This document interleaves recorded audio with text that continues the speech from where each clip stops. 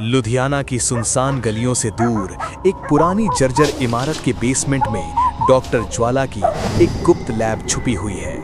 Basement में हल्की नीली रोशनी टिमटिमा रही है। चारों तरफ पुरानी मशीनें, टूटे हुए कांच के जार और अजीब अजीब केमिकल की तेज बदबू फैली हुई है। दीवारों पर लगे लोहे के औजार डरावनी परछाइयां बना रहे हैं। कमरे के बीचों बीच एक बड़ा ऑपरेशन टेबल रखा है। उस टेबल के पास खड़ा है डॉक्टर ज्वाला। उसकी आंखें लाल हो चुकी हैं, चेहरा पसीने से भीगा हुआ है और होठों पर एक अजीब पागलपन भरी मुस्कान है। वो अपने औजारों को देखते हुए धीरे धीरे पागलों की तरह हंस रहा है। उसके सामने ऑपरेशन टेबल पर एक औरत बंधी हुई पड़ी है, लेकिन वो कोई साधारण औरत नहीं है। उसके पैर उल्टे हैं, जैसे इंसानों के नहीं बल्कि किसी श्रापित प्राणी के हों। उसके नाखून लगभग 6 इंच लंबे हैं, जो लोहे के पंजों की तरह चमक रहे हैं। उसके लंबे बिखरे हुए बाल टेबल से नीचे लटक रहे हैं और चेहरा आधा अंधेरे में छिपा हुआ है। कमरे में एक अजीब सी ठंडी हवा चलती है और अचानक उस औरत के होंठ हल्के से हिलते हैं। धीरे धीरे उसकी आंखें खुलती हैं। उन आंखों में इंसानियत नहीं, सिर्फ लाल जलती हुई आग है। डॉक्टर ज्वाला की हंसी और तेज हो जाती है।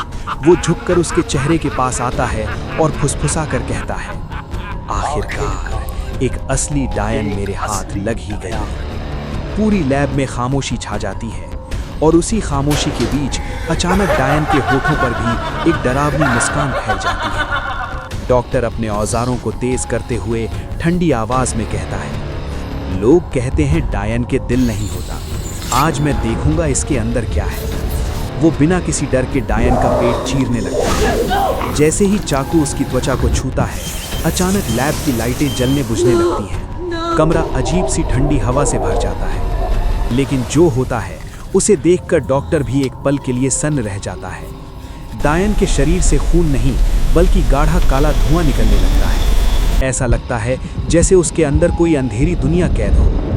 डॉक्टर की आंखों में पागलपन चमकने लगता है। वो उस धुएं को अपनी मुट्ठी में भरने की कोशिश करता है। अगर मैं इसकी शक्ति को पकड़ लूं तो मैं अमर हो जाऊंगा। वो पागलों की तरह हंसते हुए उस धुएं को पकड़ने की कोशिश करता है। जैसे ही डॉक्टर चाकू लेकर डायन की छाती तक पहुंचता है, उसे एक अजीब सी धड़कन सुनाई देती है।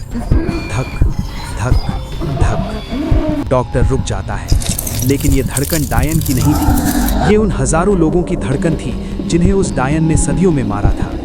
हर धड़कन के साथ कमरे में दर्द और चीखों की गूंज सुनाई देने लगती है। डॉक्टर घबराकर पीछे हटने ही वाला होता है कि अचानक डायन की लाल आंखें खुल जाती हैं। उसके होठों पर एक डरावनी मुस्कान फैल जाती है और फिर पूरी लैब में एक ऐसी हंसी गूंजती है कि दीवारें तक कांप उठती हैं। लेकिन वो हंसी डॉक्टर की नहीं थी, वो डायन की हंसी थी।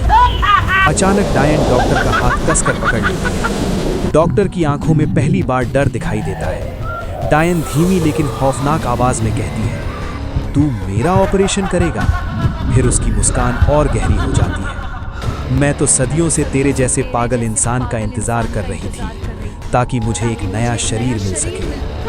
अचानक लैब में भयानक चीख गूंजती है और सब कुछ शांत हो जाता है। अगली सुबह जब लोग उस लैब में पहुंचते हैं तो वहां कोई डायन नहीं होती। ऑपरेशन टेबल खाली पड़ी होती है। कमरे में सिर्फ डॉक्टर ज्वाला खड़ा होता है।